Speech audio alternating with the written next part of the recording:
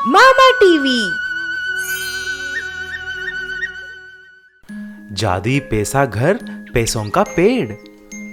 एक गांव में नकुल और सहदेव करके दो अच्छे दोस्त रहते थे। उन दोनों के घर आजू बाजू में थे। वह दोनों एक साथ मिलकर एक मालिक के यहाँ खेत में काम करते थे। उन दोनों में से नकुल थोड़ा नाटकबाज था। वह काम कुछ नहीं करता था। सारा काम सहदेव पर छोड़कर जाकर आराम से पेड़ के नीचे सो जाता था। लेकिन शाम को जब पैसे देने का वक्त आता था तभी नकुल नाटक करता था और ऐसा बोलता था, मालिक देखा कितना काम किया है हम दोनों मिलके। लेकिन सहदेव कुछ नहीं बोलता था क्योंकि वह दोनों बचपन से बहुत अच्छे दोस्त थे। ये सब जानकर सहदेव की बीबी उससे ऐसी बोली, अरे ओ पति परमेश्वर, तुम क्यों उस नकुल के साथ काम करते हो? वह तुम्हें लूट रहा है, तुम खुद ही काम क्यों नहीं करते? अरे मेरी प्यारी शीला, वह नाटक जरूर करता है लेकिन वह मेरा बचपन से अच्छा दोस्त है और उसे मदद करना मुझे अच्छा लगता है। छोड़ दो उसको, वह कभी ना कभी सुधर जाएगा। ऐसा ही कुछ दिन बीत जाते हैं। एक दिन वह दोनों काम खत्म करके जंगल के रास्ते से जा रहे थे। इतने में एक स्वामी जी को पेड़ के नीचे बैठकर तपस्या करते हुए देखते हैं। अचानक वहां पर एक सांप उस स्वामी जी की तरफ जाते हुए देखते हैं। तभी सहदेव ने बोला, अरे यार, उस सांप को पकड़कर स्वामी जी को बचाना है। अरे यार तुमको क्या पड़ी है, बेकार की बातें छोड़ो और अपना काम करो, चलो। लेकिन सहदेव उसके बातों को सुने बिना उस सांप को पकड़कर वहां से दूर फेंक देता है। इतने में स्वामी जी आंख खोलकर देखते हैं। स्वामी जी, हम दोनों मिलकर आपको उस सांप से बचाया है। तभी स्वामी जी अपने दिव्य दृष्टि से सब कुछ देख लेते हैं और ऐसे बोलते हैं, आप दोनों को मेरी धन्यवाद। मैं आपको एक एक वरदान देना चाहता हूँ। बोलो आपको क्या चाहिए? अरे वरदान क्या है, बोलिए बोलिए स्वामी जी। आपको पैसों का घर चाहिए या पैसे देने वाला पेड़? ठीक से सोचकर बताना, आप सिर्फ एक ही पूछ सकते हैं। अरे इसमें सोचने की क्या है स्वामी जी, मुझे पैसों का घर ही चाहिए जिसमें दरवाजे, खिड़की, छत सारा पैसों का बना हो। ऐसा बोलते ही नकुल का घर पैसों के घर जैसा बदल जाता है और सहदेव के घर के सामने एक जादुई पैसे देने वाला पेड़ लग जाता है।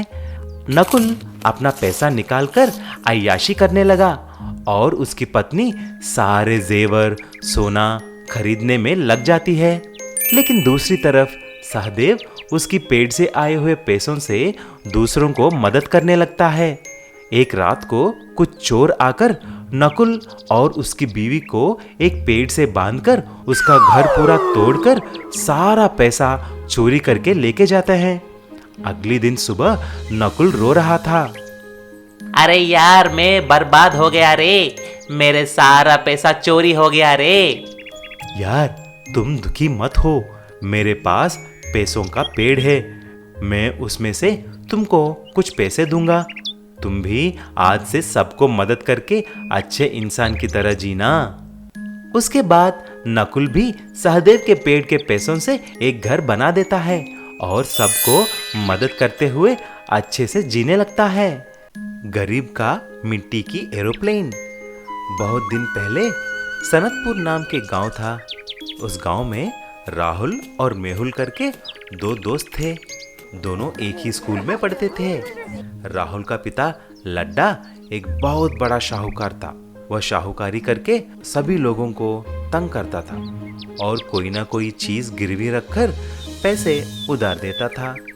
एक दिन राहुल लड्डा से ऐसा बोला, पापा पापा, मुझे किसी भी तरह आप एक एरोप्लेन खरीद के देना, मुझे उड़ने की बहुत शौक है। अरे पागल तो नहीं हो गया तू? एरोप्लेन करोड़ों रुपए में होगा, मैं बाद में खरीदूंगा। नहीं पापा नहीं, मुझे एरोप्लेन नहीं मिला तो मैं घर के ऊपर चढ़ जाऊंगा और खाना भी नहीं खाऊंगा। ऐसा बोलकर राहुल घर के छत के ऊपर चढ़ जाता है और जिद करने लगता है। तभी उसकी माँ ने बोली, अरे बेटा, तुम नीचे उतरो। अजी, तुम ऐसे ही जिद पे रहोगे तो हमारा राहुल बचेगा नहीं। तभी लड्डा राहुल को वादा करता है।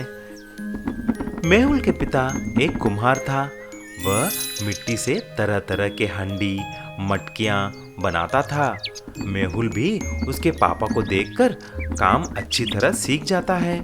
ऐसे ही मेहुल तरह तरह के मिट्टी के खिलौने बनाने लगा।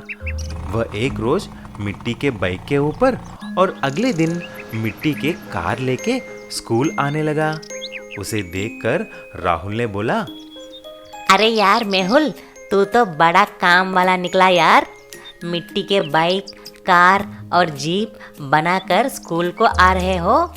क्या करूं यार, मेरे पापा से कुछ काम सीख लिया है मैंने। अगले दिन मेहुल एक मिट्टी का एरोप्लेन बनाकर गांव में घूमने लगा। सब लोग चौंक कर देखने लगे। राहुल के पिता लड्डा भी उसे देख लेता है और सीधा मेहुल के पापा राजू के पास चला गया।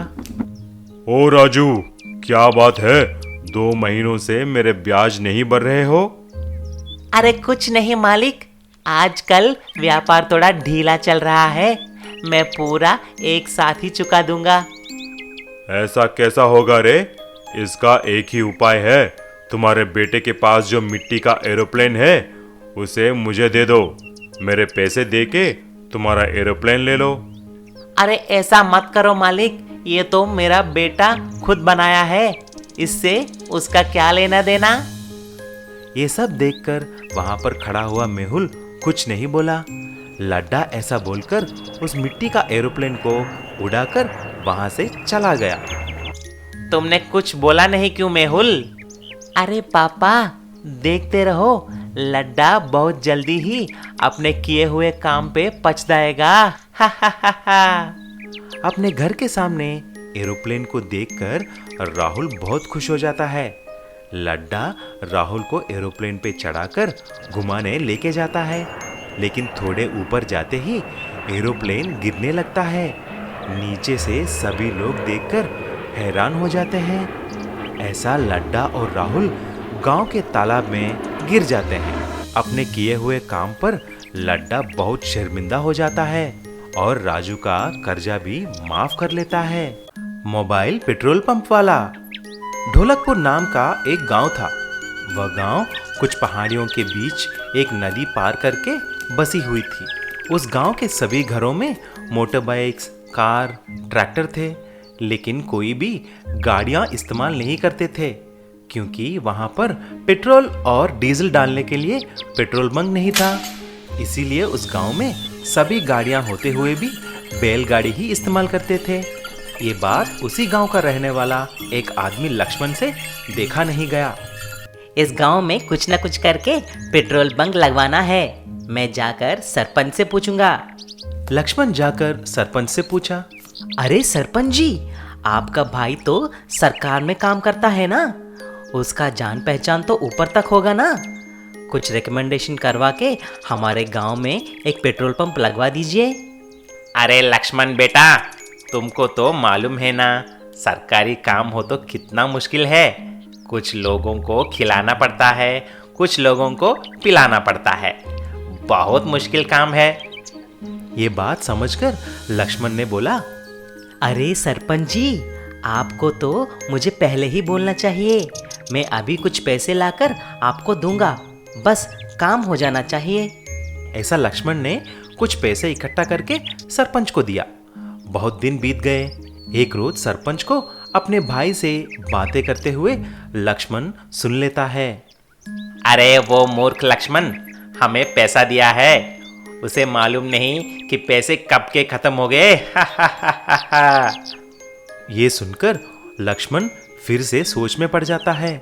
कुछ न कुछ करने की ठान लेता है। तभी लक्ष्मण एक बड़ा वाटर टैंक को ट्रैक्टर के पीछे घर घर जाकर पानी देना देखा। उसके मन में एक आइडिया आ जाता है। तुरंत उसके दोस्तों के पास जाकर, अरे दोस्तों, मुझे एक आइडिया आया है। क्यों ना हम एक ऐसी ट्रैक्टर बनाएं जिसके पीछे एक पेट्रोल की टैंकर हो, एक मोबाइल पेट्रोल पंप जैसा, और उससे हम हमारे गांव में जिधर भी चाहे वहां जाकर पेट्रोल बेच सकते हैं। इससे हमारी रोजगार भी हो जाएगा और गांव का पेट्रोल बंक वाला मुश्किल भी दूर हो जाएगा। क्या बोलते हो? अरे वाह, ये आइडिया तो सुपर है यार। हमें उसे तुरंत शुरू करना है। लेकिन देखो यार, कौन जितना पैसा इन्वेस्ट करता है उसके हिसाब से पार्टनरशिप होना चाहिए। सभी दोस्त मिलकर शहर जाकर एक ट्रैक्टर के पीछे बड़ा सा टैंकर लगवाकर उसमें पेट्रोल भर देते हैं। उस मोबाइल ट्रैक्टर पेट्रोल पंप को फिर से ढोलकपुर लाकर सभी को पेट्रोल बेचना शुरू कर दिया। ये देखकर सभी गांव के लोग बहुत खुश हो गए। सभी अपना बाइक्स, कार्स और गाड़ियां लाकर पेट्रोल खरीदकर जाना शुरू कर दिया। ये देखकर सरपंच और उसका भाई जल रहे थे, लेकिन लक्ष्मण और उसका मोबाइल पेट्रोल पंप ट्रैक्टर पूरे गांव में मशहूर हो जाता है। ऐसा लक्ष्मण 3 और मोबाइल पेट्रोल पंप ट्रैक्टर बना देता है।